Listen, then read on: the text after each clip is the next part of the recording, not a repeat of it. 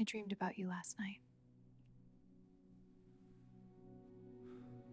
What would you do if you discovered that the woman you were about to marry never loved you at all?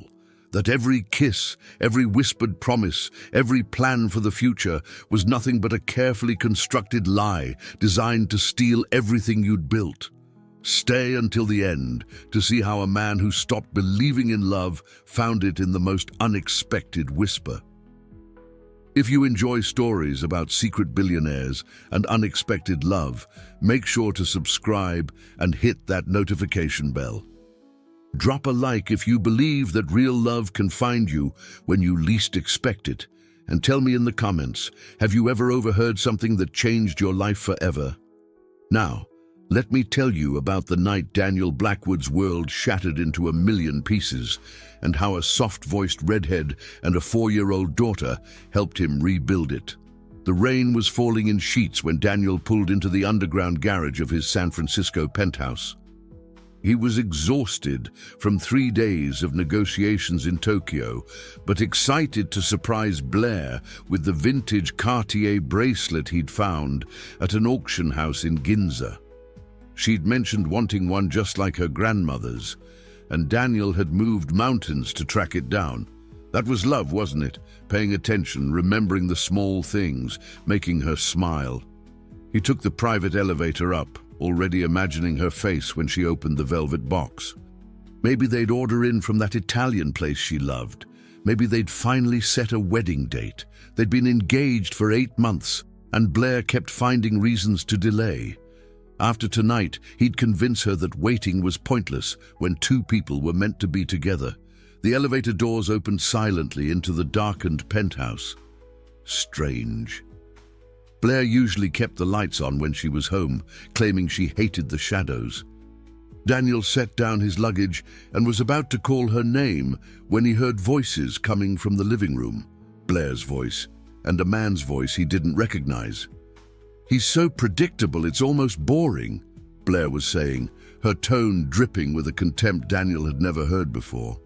3 days in Tokyo, and he's probably already bought me something ridiculous. That's how he shows love, you know, with money. It's pathetic, really. Poor little rich boy, the man laughed. At least his money's good. His money is exceptional, and in about 6 months, a significant portion of it will be mine. The prenup is generous, but the real prize is getting him to invest in your development project. Once he sinks 50 million into that black hole, we'll have enough to disappear. And if he figures it out. Daniel. Blair laughed, a cruel, cutting sound. He still believes his ex-wife cheated because she fell out of love with him. The man is desperate to be loved. He sees what he wants to see. It's what makes him so easy to manipulate. Daniel stood frozen in the hallway, the velvet box clutched in his hand, feeling something inside him crack and then shatter. Not again. Not another woman who looked at him and saw only dollar signs. His ex-wife, Vanessa, had done the same thing. 3 years of marriage before he discovered she'd been sleeping with her personal trainer the entire time. She'd fought for half his fortune in the divorce and retreated to Monaco with her lover, leaving Daniel with the unshakable conviction that he was fundamentally unlovable, that something about him invited betrayal. He'd been so careful with Blair, so cautious. He'd waited a full year before proposing, watching for red flags, testing her loyalty in small ways. She'd passed every test. She'd been perfect. Too perfect, he realized now, because perfection wasn't real. It was a performance. Daniel backed into the elevator on silent feet, his heart pounding so hard he could feel it in his throat. He needed to get out. He needed to think. He didn't know what he needed. The drive that followed was reckless. Daniel pushed his Aston Martin through the rain-slicked streets, not caring about speed limits or red lights, trying to outrun the voices echoing in his head. Pathetic, easy to manipulate, desperate to be loved. Was that who he was? Was that all he was?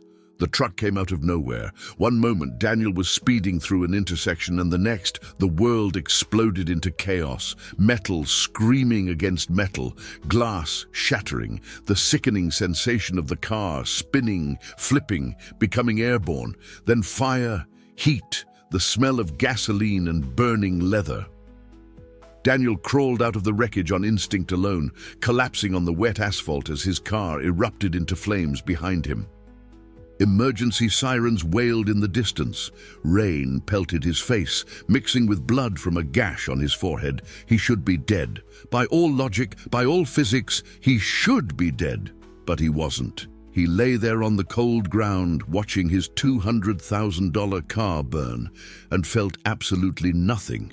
The hospital kept him for 3 days.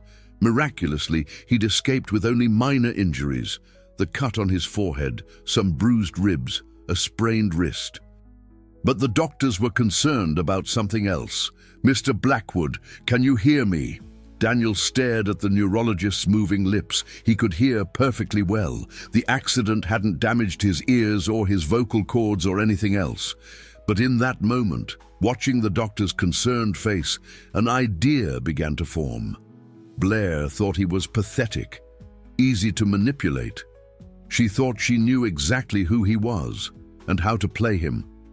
What if she was wrong? "Mr. Blackwood?" The doctor leaned closer. "Can you respond?" Daniel let his eyes go slightly unfocused. He didn't speak. He didn't react to the doctor's voice. He simply sat there, staring at nothing, as if the world had gone completely silent. The diagnosis came quickly. Acute trauma-induced hearing loss and mutism, the explosion, the impact, the psychological shock, it had all combined to shut down his auditory processing and speech capabilities. The doctors weren't sure if it was permanent. They recommended round-the-clock care and therapy while they waited to see if his condition would improve. Blair rushed to the hospital, all tears and trembling hands and declarations of devotion. "Oh, Daniel, my poor darling, I'll take care of you. I'll be right here, whatever you need." Daniel watched her performance with new eyes. The way her tears never quite reached her eyes. The way she glanced at her phone every few minutes. The way her comfort felt rehearsed rather than genuine. "Stay close," he thought. "Show me who you really are, because I'm listening now. I'm listening to everything." 2 weeks later, Daniel was installed in his family's estate in Monterey, a sprawling property overlooking the Pacific that he'd inherited from his grandmother. He'd chosen it deliberately, knowing Blair hated the isolation and the fog and the lack of high-end shopping.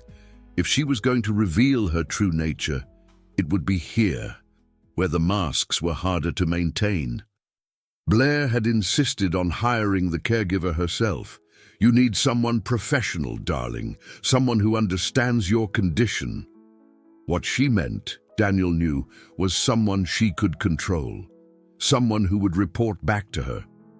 But Blair's first choice had declined at the last minute, leaving Dr. Marcus Webb, Daniel's personal physician and one of the only people who knew the truth, to make a recommendation. "Her name is Riley Morgan," Marcus told Daniel privately. "She's worked with trauma patients for 6 years. She's also a single mother, so she'll be living on site with her daughter. I've known her for years. She's one of the most genuine people I've ever met." Genuine. Daniel had forgotten that word could apply to actual human beings. "She won't be intimidated by Blair," Marcus added, "and she won't be bought. I'd stake my reputation on it." The morning Riley Morgan arrived, Daniel was sitting in his study, pretending to read a book while actually monitoring the security cameras on his tablet. He watched her car pull up to the main house, a modest Honda with a car seat in the back, nothing like the luxury vehicles that usually graced his driveway. She stepped out, and Daniel felt his breath catch unexpectedly. She was small, maybe 5'3", with a wild tumble of copper-red curls that seemed to have a life of their own. Even on the grainy security feed, he could see the spray of freckles across her cheeks and nose. She moved with a practical efficiency, unloading bags from the trunk while simultaneously helping a small girl out of the car seat, a little girl with the same red curls and an armful of stuffed animals. There was no artifice in her movements, no performance. She was simply a woman arriving at a new job, trying to manage her luggage and her daughter and her nerves all at once. Something stirred in Daniel's chest, something he immediately tried to suppress. He wasn't here to feel things. He was here to watch, to listen, to gather evidence. Romance was the last thing on his mind. Rosa, his housekeeper of 15 years and another keeper of his secret, showed Riley and her daughter into the study. Daniel set aside his book and rose to meet them, keeping his expression carefully blank. Up close, Riley Morgan was even more striking. Her eyes were a warm amber color, like honey in sunlight, and her freckles were scattered across her skin like constellations. She wasn't conventionally beautiful the way Blair was, all sharp angles and calculated perfection. Riley's beauty was softer, warmer, more real. She smiled at him, and it was like watching the sun come out. "Mr. Blackwood," she said, facing him directly and speaking clearly. "I'm Riley Morgan. It's an honor to meet you." She gestured to the small girl hiding behind her legs. "And this is my daughter, Mia. She's 4, and she's a little shy at first, but she warms up quickly." Daniel nodded in acknowledgement, not speaking, maintaining his facade of silence. Riley didn't seem disconcerted. She simply pulled out a tablet and typed, "I understand you're communicating through text right now. That's perfectly fine. I want you to know that my goal isn't to fix you or rush your recovery. It's to help you adapt and maintain your independence while your brain heals. We'll go at your pace." Daniel read her words and felt something loosen slightly in his chest. No pity, no condescension, just practical, respectful professionalism. He typed back, "The cottage by the garden is yours. Rosa will show you where everything is. We can start tomorrow." Riley nodded, her curls bouncing with the movement. "Thank you, Mr. Blackwood. I'll review your medical file tonight and put together an initial care plan." As she turned to leave, little Mia peeked out from behind her mother's legs and waved at Daniel. It was a tiny, tentative wave, her small fingers wiggling. Without thinking, Daniel waved back. And for just a moment, Riley's professional composure slipped, replaced by a smile so warm and genuine that Daniel felt it like a physical touch. Then she was gone, and Daniel was left standing in his study, his hand still raised in a half wave, wondering what the hell had just happened. The first week established their routine. Riley arrived at the main house at 8 each morning, bringing Mia with her when the little girl wasn't in preschool. She'd review Daniel's schedule, check his vitals, and guide him through exercises designed to stimulate his damaged auditory and speech centers. Daniel played along, pretending to struggle with sounds he could hear perfectly, pretending to form words that wouldn't come. He felt guilty about the deception. Riley was so earnest, so hopeful each time she thought she detected improvement, but he couldn't reveal the truth. Not yet. Not until he understood the full scope of Blair's plans. What he hadn't anticipated was how much he would learn about Riley simply by listening. She talked to him constantly, even knowing he couldn't hear her. Studies show that patients with your type of trauma respond better to regular verbal stimulation, she explained via tablet on the second day. "So I'm going to talk to you a lot. You can't hear me, but some part of your brain might be processing it anyway. And honestly," she added with a small smile, "I'm a talker. It helps me think." So she talked, and Daniel listened. He learned that her mother had died when Riley was 19, leaving her to finish nursing school while working 2 jobs. He learned that she'd met Michael, Mia's father, during her clinical rotation and fallen for his charm without seeing the immaturity underneath. He learned that he'd left when she was 7 months pregnant, unable to handle the responsibility of fatherhood. "I don't hate him," she said one afternoon, adjusting Daniel's pillows while he pretended to rest. "I used to, but hate takes too much energy, and Mia deserves better than a mother who's weighed down by bitterness. So, I let it go. I focus on building something good instead of mourning what I lost." Daniel kept his eyes closed, but his heart was wide open, absorbing every word.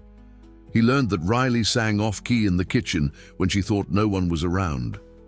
He learned that she read romance novels on her lunch break and cried at the happy endings. He learned that she checked on him twice during the night, just to make sure he was breathing, because she'd lost a patient once and never forgiven herself.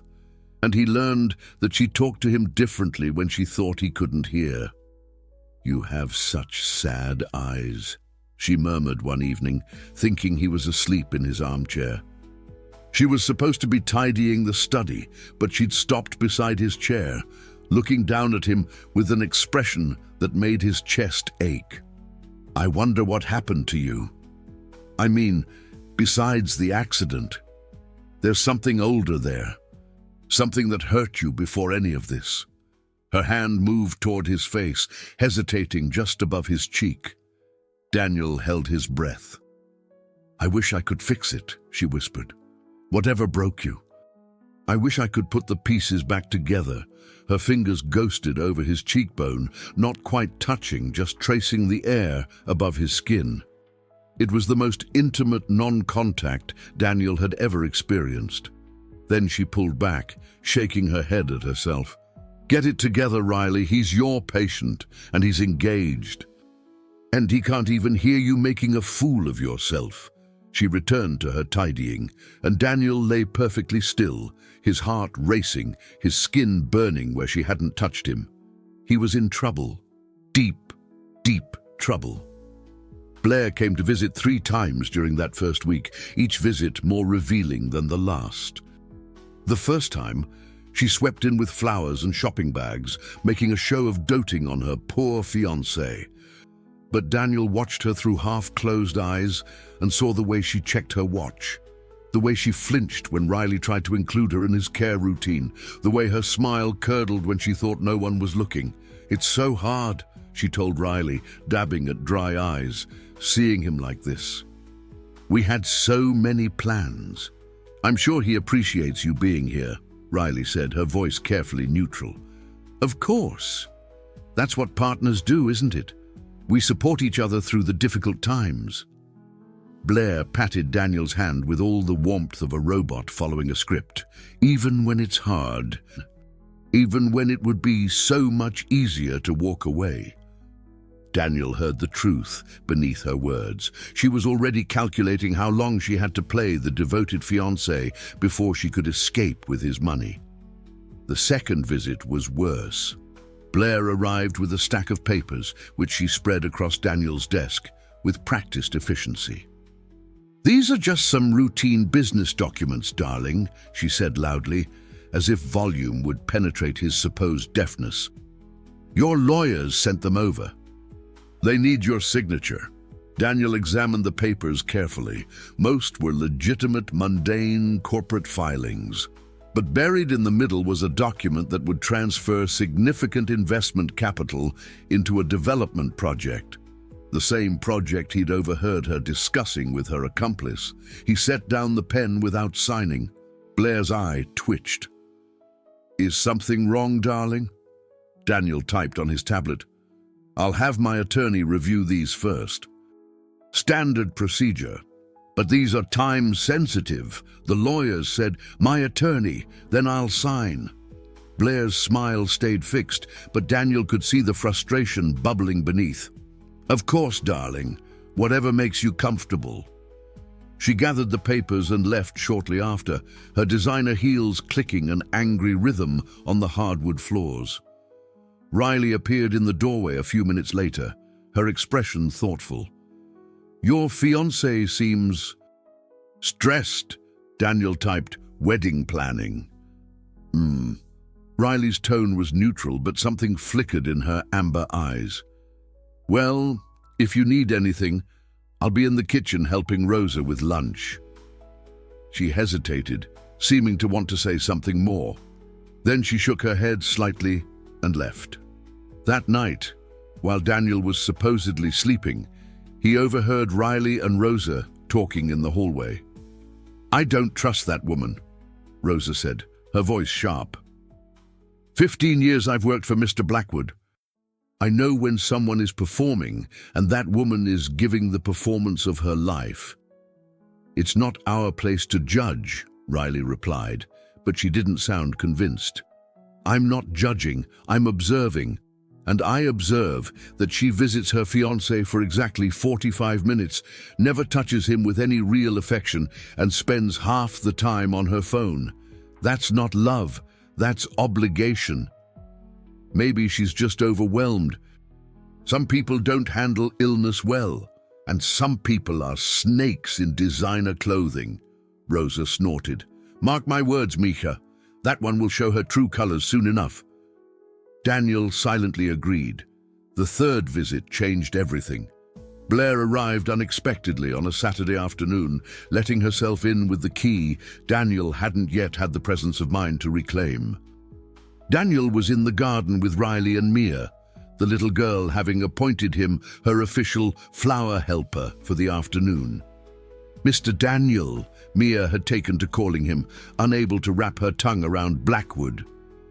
This one is pretty. Can we plant it?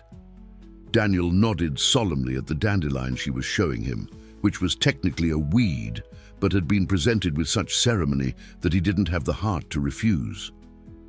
Absolutely, Riley said, shooting Daniel an amused look. Very pretty. Mr. Daniel has excellent taste in flowers. For just a moment their eyes met and held. Something electric passed between them, something that had been building all week in stolen glances and accidental touches and conversations that lasted longer than they needed to. Well, isn't this cozy? Blair's voice cut through the moment like a blade. She stood at the edge of the garden, her arms crossed, her perfectly made-up face twisted with displeasure. Blair, Riley said, straightening, we didn't hear you arrive. Obviously. Blair's eyes swept over the scene. Daniel on his knees in the dirt, Mia offering him weeds like treasures, Riley standing close enough to touch him. Daniel, darling, what are you doing? You're filthy. Daniel rose slowly, brushing soil from his hands. He typed on his tablet. Gardening with Mia. She's teaching me about flowers. How charming. Blair's smile was razor thin. Miss Morgan, a word. She drew Riley aside, but Daniel could still hear every word she said. I don't appreciate coming to visit my fiancé and finding him playing house with you and your daughter. We were just... I know what you were doing. I have eyes. Blair's voice dropped to a hiss. Let me make something very clear. Daniel is going to be my husband. He's going through a difficult time, and he needs professional care, not some single mother throwing herself at him. I would never save it. I know your type. You see a wealthy man in a vulnerable state and you think you've hit the jackpot. Well, think again. Daniel is mine, and if I catch you getting ideas above your station again, I'll have you fired so fast your head will spin. Daniel's hands clenched into fists at his sides. The urge to speak, to defend Riley, to tell Blair exactly what he thought of her was almost overwhelming. But he held back. Not yet. He needed more evidence, more time. And maybe, a small voice whispered, you're not ready for this to end. Not ready to lose Riley's whispered confessions and Mia's flower ceremonies and the way the cottage lights glow golden in the evening when they're both inside, safe and warm. Riley returned to the garden with her professional composure firmly back in place. Mia, sweetheart, it's time for your nap. Say goodbye to Mr. Daniel. Mia pouted but obediently waved. Bye, Mr. Daniel. Tomorrow we plant more flowers. Daniel nodded, not trusting himself to type anything coherent. When they were gone, Blair descended on him like a vulture. Poor darling, stuck out here with no one but the help for company. Why don't I take you back inside? I have some more papers for you to look at. Daniel let her lead him into the house, his mind churning with plans. He would expose Blair. He would end this charade. But first he needed to protect Riley and Mia from the fallout. He was still figuring out how to do that when he heard Riley's voice drifting from the cottage that evening. She was singing Mia to sleep, her voice soft and slightly off-key, a lullaby about stars and dreams and being loved exactly as you are. And then, when the singing stopped and Mia must have drifted off, Riley began to talk. "I'm in so much trouble, baby girl. Your mama is falling for someone she can never have." Daniel froze outside the cottage window, hidden in the shadows, knowing he should walk away and completely unable to move. He's engaged to someone else, someone beautiful and sophisticated and completely wrong for him. But that's not my business, is it? I'm just the caregiver, I'm just the help. Her voice caught on something that sounded like a sob. But oh, Mia, if you could see the way he looks at you. Like you're the most precious thing in the world, like he's never seen anything as beautiful as a little girl offering him dandelions. And sometimes he looks at me like... A long pause. Daniel held his breath. Like I matter, like I'm not invisible. Like he sees me, really sees me, not just the job or the scrubs or the struggling single mom. And I know he can't hear me. I know these words are just floating into empty air. But I love him. God help me, I think I love him. Daniel leaned against the cottage wall, his heart pounding so hard he thought it might crack his ribs. She loved him. This beautiful, genuine, extraordinary woman loved him. And he was lying to her every single day. The tension built over the following days. Daniel found himself engineering reasons to be near Riley. He lingered over breakfast while she reviewed his care plan. He requested extra therapy sessions. He volunteered to help with Mia whenever the opportunity arose. And Riley, sweet, conflicted Riley, kept finding ways to touch him. A hand on his shoulder when she guided him through exercises. Her fingers brushing his when she handed him his tablet. Once, memorably, she reached up to brush a strand of hair from his forehead, and Daniel stopped breathing entirely. "Sorry," she murmured, pulling back quickly. There was a... She trailed off, her cheeks flushing pink beneath her freckles. "Sorry." Daniel wanted to tell her not to apologize. He wanted to catch her hand and press it back against his face. He wanted to pull her into his arms and kiss her until neither of them could think straight. Instead, he sat perfectly still and let the moment pass. But the moments kept accumulating. One evening, Daniel found Riley in the kitchen, baking cookies at midnight because she couldn't sleep.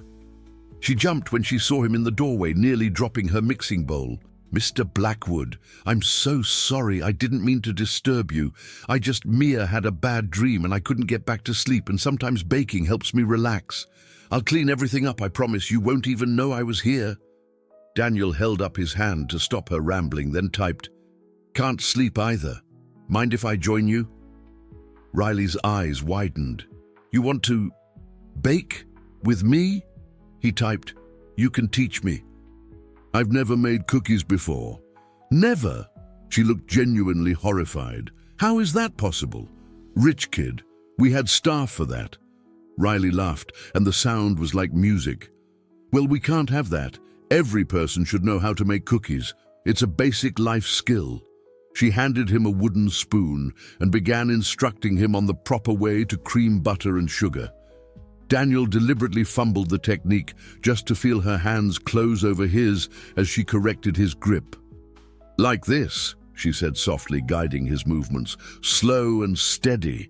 You're not attacking it, you're coaxing it." They were standing very close now. Daniel could smell her shampoo, something floral and sweet. He could see the individual freckles scattered across her nose. He could feel the warmth of her body radiating through the thin fabric of her sleep shirt. "Riley."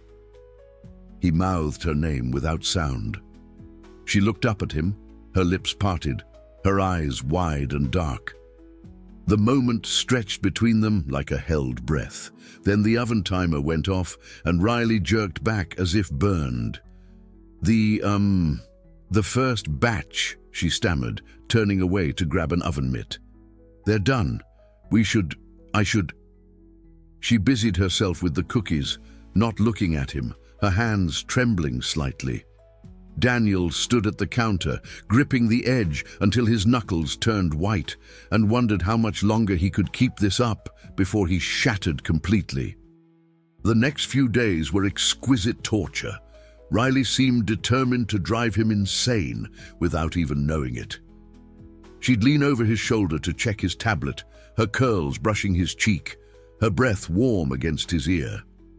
She'd touch his hand to get his attention, and her fingers would linger a beat too long. Once, she reached across him to grab a book, and her body pressed against his for a heart-stopping moment that left him unable to think straight for hours. And then there were the whispered confessions. "I dreamed about you last night," she murmured one morning, while he pretended to sleep in the garden chair. "We were dancing. Isn't that silly? I don't even know if you can dance, but in the dream, you were holding me so close, and you were humming a song in my ear, and I woke up reaching for you." She laughed softly, sadly. "I'm pathetic, aren't I? Falling for a man who doesn't even know I exist." "Not really."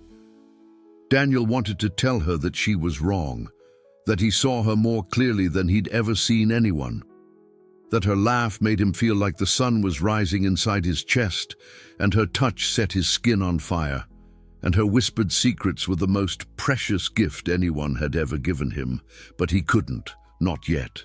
So he lay there, perfectly still, and let her believe the lie.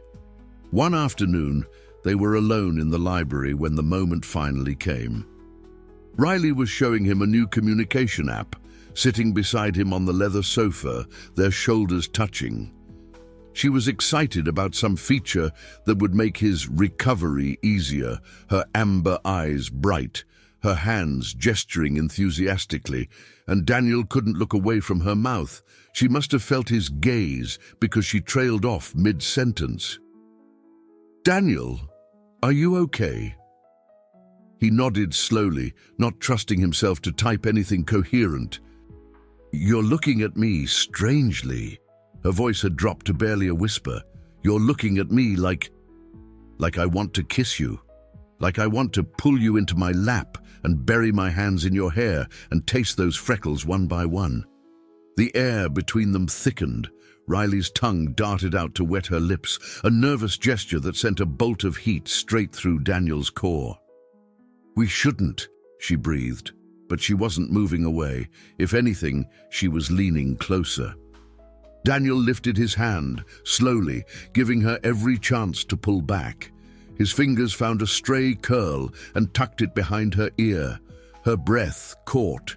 Her eyes fluttered, half-closed. He cupped her cheek, his thumb tracing the scatter of freckles across her cheekbone.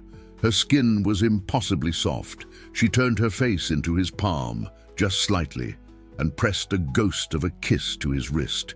That tiny contact undid him. He leaned in. She rose to meet him. Their lips were a whisper apart. "Mr. Blackwood," Rosa's voice echoed from the hallway. "Dr. Webb is here for your checkup." Riley jerked backward so fast she nearly fell off the sofa. Her face was crimson, her breathing ragged. I need to..." She gestured vaguely toward the door, already backing away. I have to go." She fled, and Daniel was left sitting in the library with a racing heart and the phantom sensation of her lips almost touching his. Rosa appeared in the doorway, took one look at his face, and raised an eyebrow. "Bad timing." Daniel just groaned and dropped his head into his hands. The breakthrough came a month into his charade. Blair had been visiting more frequently, her desperation growing as Daniel continued to delay signing her documents. She'd taken to making snide comments about Riley whenever possible, clearly hoping to drive a wedge between them. "That caregiver of yours is getting awfully familiar," she said during one visit, watching Riley play with Mia in the garden through the window. "Are you sure she's qualified? She seems more interested in playing mommy than in your actual recovery." Daniel typed, "She's excellent at her job. Dr. Webb recommended her." "Dr. Webb?" Blair sniffed. "He's always had questionable taste. Remember when he dated that yoga instructor?" Daniel remembered. He also remembered that the yoga instructor was now Marcus's wife of 2 years, but he didn't bother pointing that out. "I really think you should sign those papers, darling," Blair continued, shifting tactics. "The investment opportunity won't wait forever, and I worry about your mental state, cooped up here with no stimulation. Maybe signing something, accomplishing something, would help your recovery." Daniel pretended to consider this. Then he typed, "Bring them tomorrow." "I'll sign." Blair's eyes lit up with barely concealed triumph. "Really? Oh, darling, that's wonderful. I knew you'd come around." She kissed his cheek, a cold, perfunctory press of lips, and practically danced out of the room to call her accomplice with the good news. Daniel sat very still, his mind racing. Tomorrow he would spring the trap. Tomorrow the charade would end. But first, he had something important to do. He found Riley in the cottage that evening, reading Mia a bedtime story. He watched through the window for a moment, Riley's animated voice as she did different characters, Mia's delighted giggles, the warm golden light spilling around them like a benediction. "This," he thought, "this is what I want. This is what I've been looking for without knowing it." He knocked on the door, and Riley answered with Mia on her hip. "Mr. Blackwood, is everything okay?" He typed, "Can we talk? After Mia's asleep?" Riley's brow furrowed with concern, but she nodded. "Give me 10 minutes." When she emerged from the cottage, she'd changed into jeans and a soft sweater, her copper curls loose around her shoulders. She was beautiful in the moonlight, achingly beautiful, and Daniel had to shove his hands in his pockets to keep from reaching for her. They walked together toward the cliff overlooking the ocean. The moon was full, casting silver light across the water. The only sound was the crash of waves against the rocks below. Riley shivered slightly, and without thinking, Daniel shrugged off his jacket and draped it over her shoulders. She looked up at him, surprised. "Thank you. But won't you be cold?"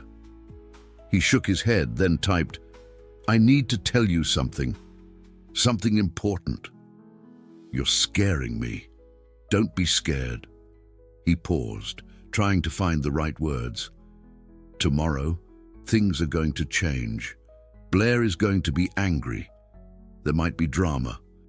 And I need you to know, before any of that happens, that you and Mia, you matter to me, more than I can say." Riley's eyes searched his face. "Daniel, what's going on?" It was the first time she'd called him by his first name. The sound of it on her lips was everything he'd never known he wanted. "I can't explain yet, but I promise, after tomorrow, I'll tell you everything. He stopped typing, frustrated by the limitations of the screen between them. He wanted to speak. He wanted to say these words out loud, to let her hear them in his own voice. Soon, he promised himself, soon. He lifted his hand and cupped her cheek, letting his thumb trace the constellation of freckles beneath her eye. Riley's breath caught. Her lips parted. "Daniel," she whispered. He leaned in slowly, giving her every chance to pull away. She didn't. Her eyes fluttered closed, and her face tilted up toward his, and their lips were a breath apart. "Mommy!" Mia's voice cut through the night, followed by the sound of the cottage door banging open. Riley jerked back, her hand flying to her mouth. "Mia! What's wrong, baby?" "Bad dream!" Mia wailed, running toward them on bare feet. "There was a monster, and it tried to eat my toes!" Riley scooped her up, shooting Daniel an apologetic look over her daughter's curly head. "I'm sorry, I have to—" Daniel nodded, trying to slow his racing heart. He typed quickly, "Go, Take care of her. We'll talk tomorrow." Riley hesitated, something unreadable in her eyes. Then she turned and carried Mia back to the cottage, leaving Daniel alone with the moonlight and the waves and the ghost of a kiss that hadn't happened. Tomorrow, he thought. Everything changes tomorrow. He just didn't realize how much. The next morning arrived grey and overcast, the fog rolling in from the ocean like a premonition. Daniel dressed carefully, choosing a sharp suit that reminded him who he was.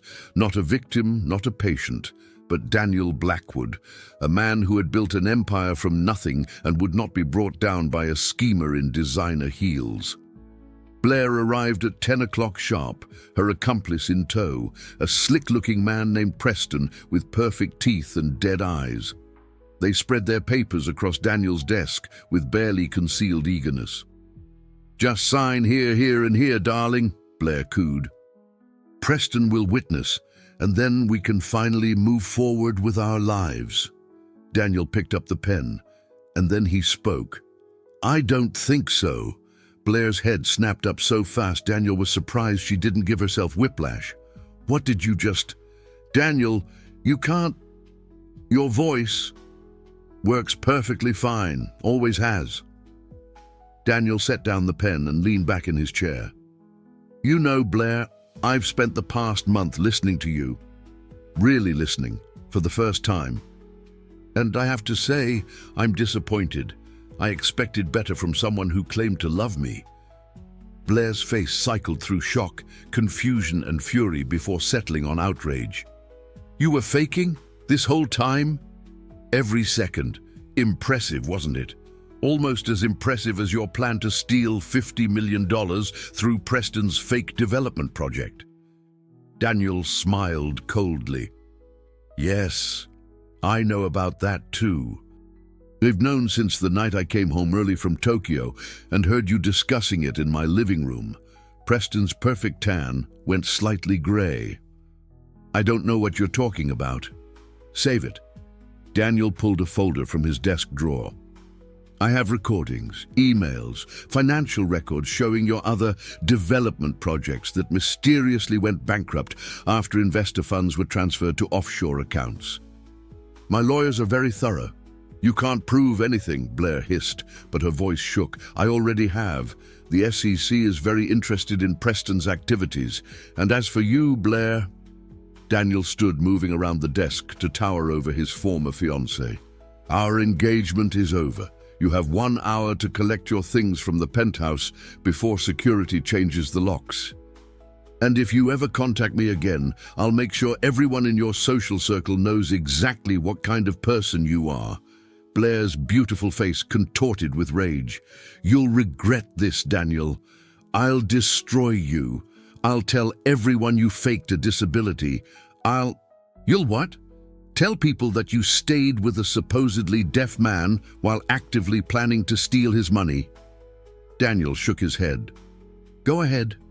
Tell your story. I'll tell mine. We'll see whose reputation survives."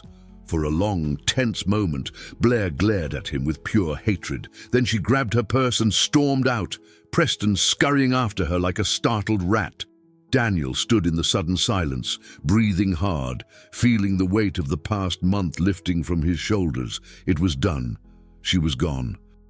Now, all that remained was to face Riley, standing frozen in the hallway in shock, her hand covering her mouth as if she were trying to hold back everything she felt. Riley walked toward Daniel slowly, her arms crossed over her chest. "You can talk." "Yes." "Since when?" "Since always. Riley, You lied to me." Her voice cracked. "This whole time, every conversation, every moment, it was all based on a lie. The disability was a lie. Nothing else." Daniel stepped closer, desperate to make her understand. "Every feeling, every connection, that was real. I swear to you, Riley, that was real. How am I supposed to believe that? How am I supposed to believe anything you say?" "Because I'm saying it now, out loud, with my own voice." He took another step, close enough to touch her, but not daring to. I fell in love with you, Riley. Not because of anything you said when you thought I couldn't hear, because of who you are. The way you care for everyone around you. The way you sing off-key when you bake cookies. The way you make Mia feel safe and loved. The way you made me feel safe enough to want to love again.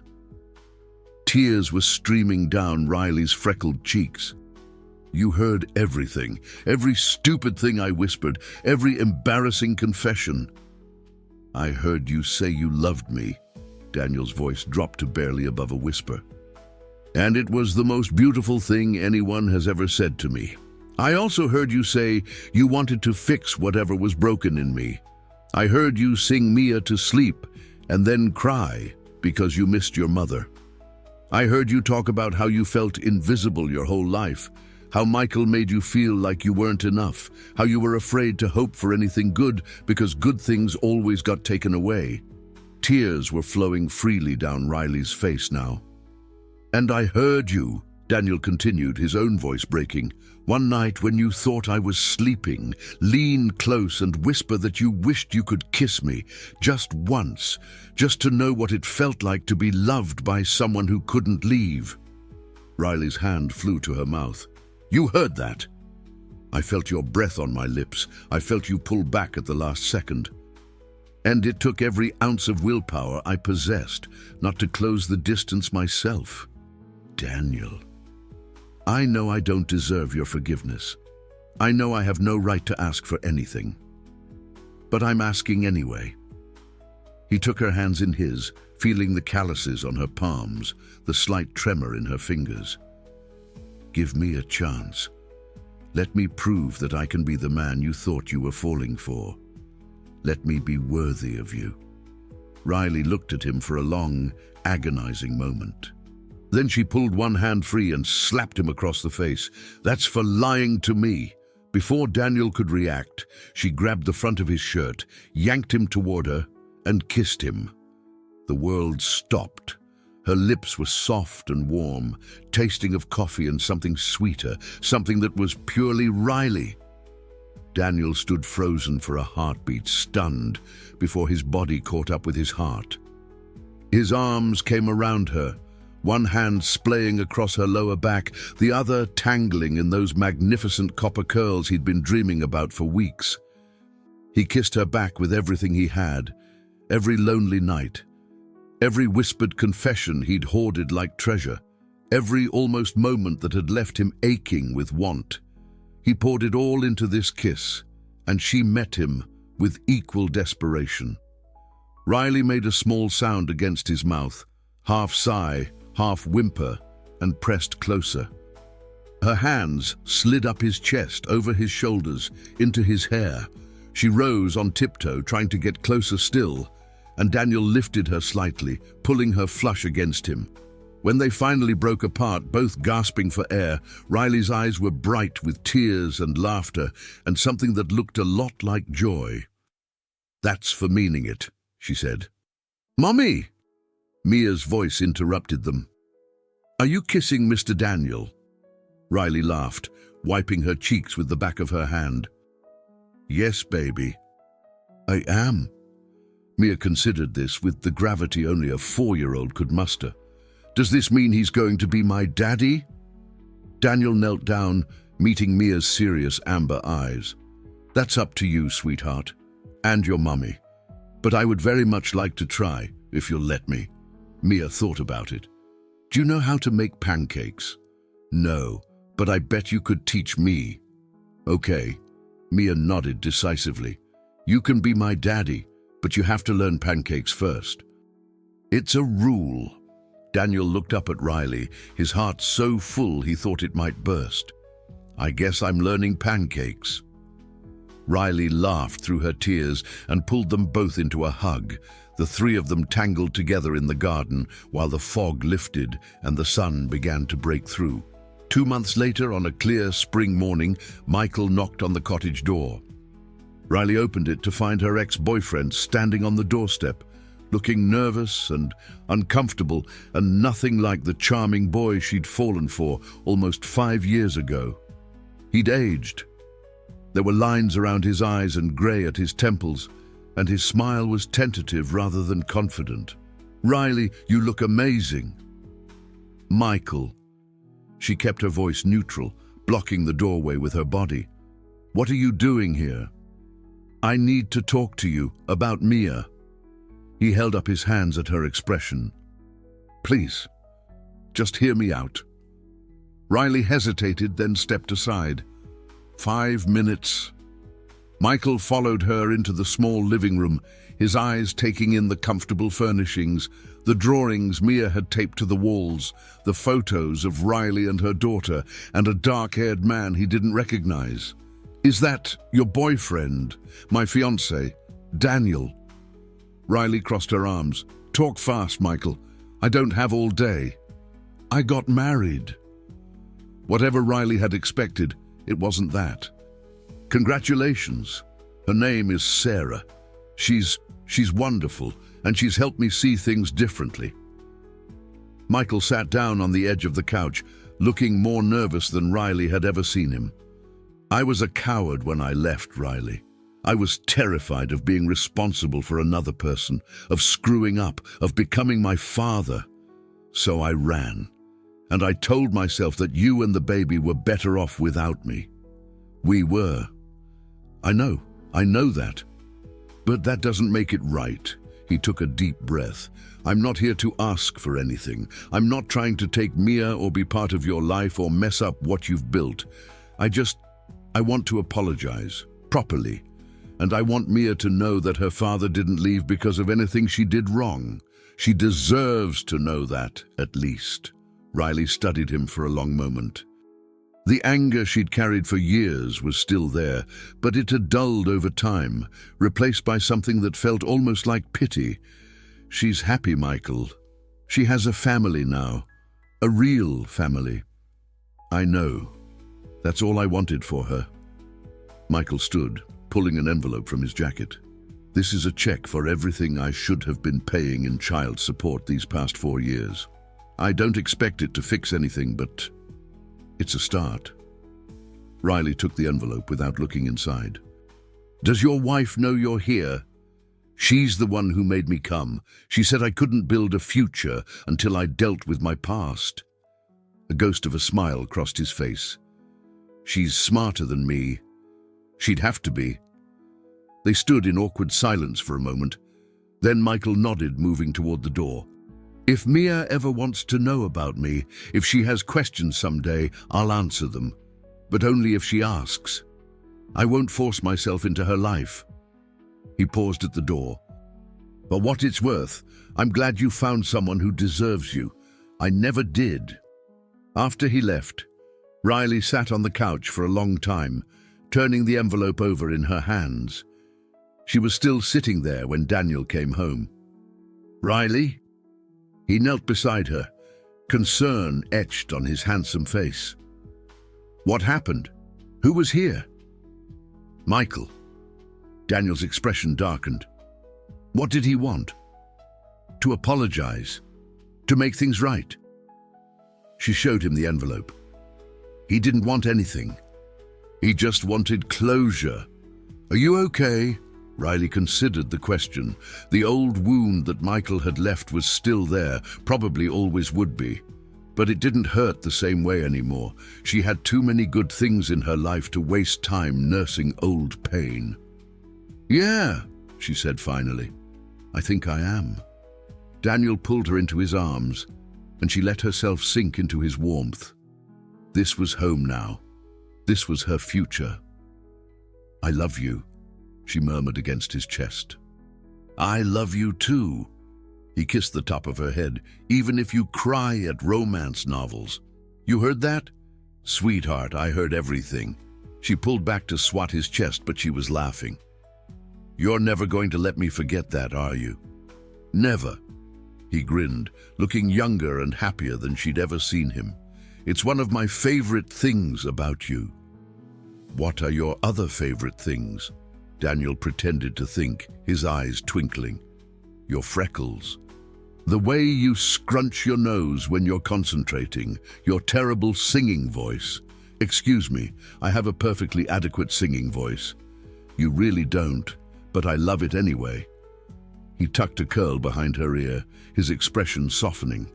"I love how fierce you are with Mia. I love how kind you are to everyone, even people who don't deserve it. I love how you talk to yourself when you're cooking, narrating every step like you're hosting a show." "I do not do that." "You absolutely do. Last Tuesday you spent 10 minutes explaining to the carrots why they needed to be diced smaller." Riley's face flushed. "I thought I was alone." "You're never alone anymore." Daniel's voice dropped, his gaze intense. "That's my promise to you. For the rest of our lives, you will never be alone again." He kissed her then, slow and deep and thorough, a kiss that said everything words couldn't. Riley melted into him, her fingers curling into the fabric of his shirt, pulling him closer. When they finally came up for air, she was trembling. "Take me to bed," she whispered. Daniel's eyes darkened. He didn't need to be asked twice. He swept her into his arms, carrying her toward the bedroom, while she laughed and protested that she could walk, that he'd throw out his back, that this was ridiculous and romantic and everything she'd ever secretly wanted. "I heard that too," Daniel murmured against her hair. "All those romance novels. All those scenes you said you wished would happen to you. I'm going to make every single one of them come true." "Every single one?"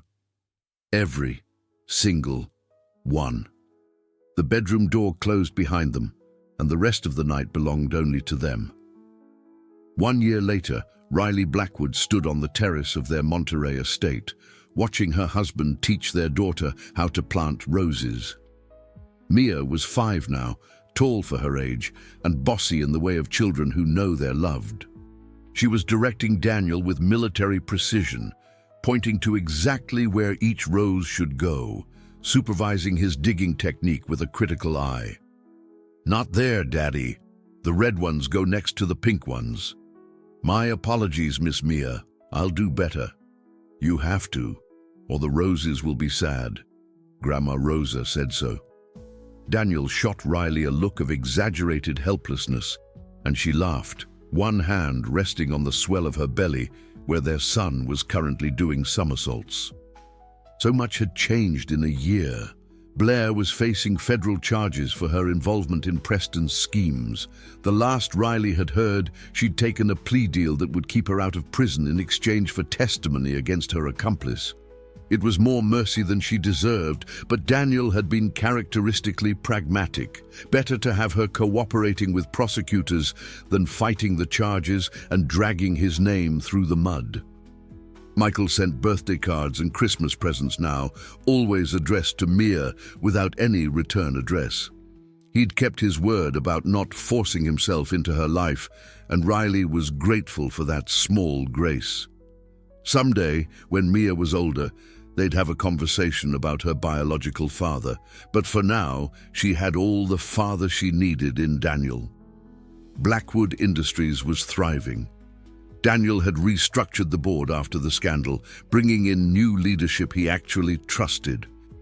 He worked from home more often now, unwilling to spend long days away from his family, and the company had somehow managed to become more successful than ever under his more balanced approach. And Riley was happy, genuinely, completely, absurdly happy. She'd stopped being a caregiver after their wedding, not because Daniel asked her to, but because she wanted to try something new.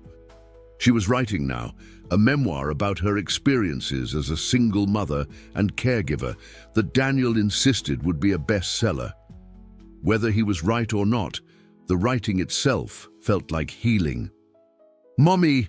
Mia abandoned her supervisory duties and ran toward the terrace.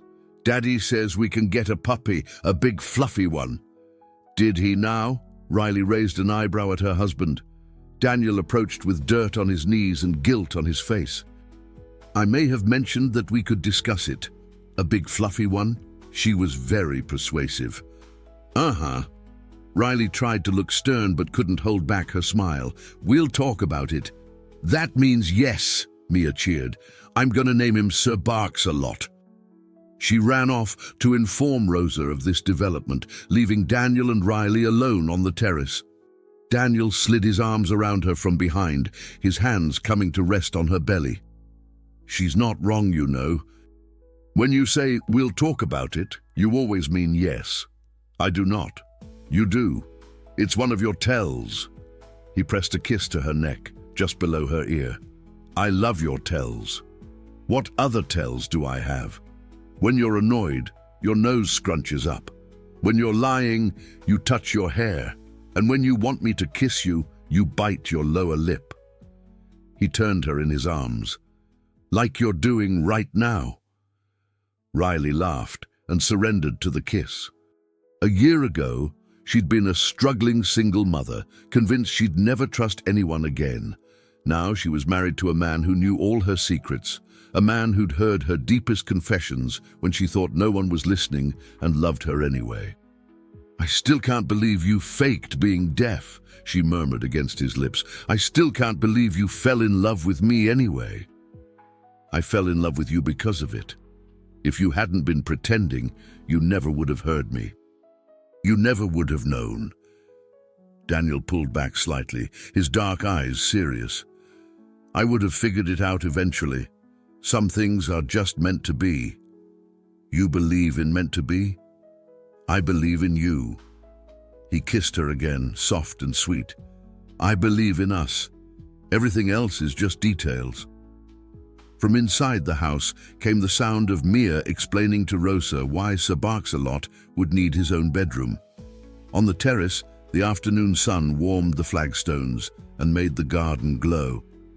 And Riley Blackwood, née Morgan, held her husband close and whispered the words she'd once confessed to a man she thought couldn't hear them. "I love you. God help me. I love you." "I love you too," Daniel whispered back. Always, in every silence and every sound. It wasn't the ending Riley had expected when she'd taken a job caring for a deaf billionaire. It was better. It was everything. And that, dear viewers, is how a man who pretended to be deaf ended up hearing the most important words of his life.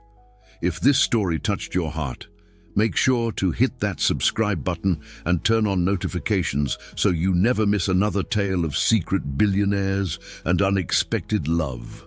Drop a like if you believe that sometimes the best things in life come from the moments we never planned. And tell me in the comments, what would you do if you discovered that someone had heard all your secret confessions? Would you be embarrassed, or would you be grateful they finally knew the truth? Until next time, remember, sometimes the quietest moments hold the loudest truths. And love always finds a way to be heard. See you in the next story.